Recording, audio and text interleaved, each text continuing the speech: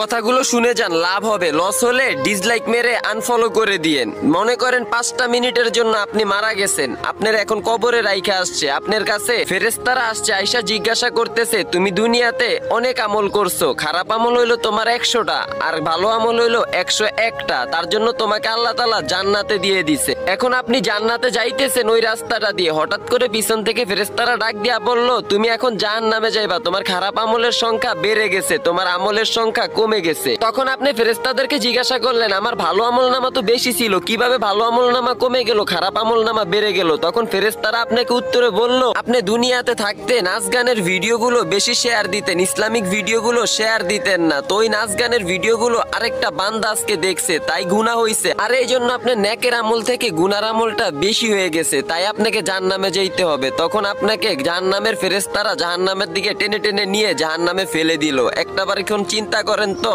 আপনি এই যে এখন ইসলামিক ভিডিওটা দেখলেন, এত শিক্ষণীয় বিষয়গুলো বললাম, তারপর ওই ভিডিওটাতে একটা লাইক না দিয়া চলে যাবেন। ভাই দুনিয়াতে এমন কিছু করেন ভিডিওর মাধ্যমেও জান্নাত পাওয়া যায়। ইসলামিক ভিডিওগুলো সাপোর্ট করেন, নাচ গানের ভিডিওগুলো সাপোর্ট করে আরেকটা মানুষকে দেখার জন্য সুযোগ করে দিয়েন না।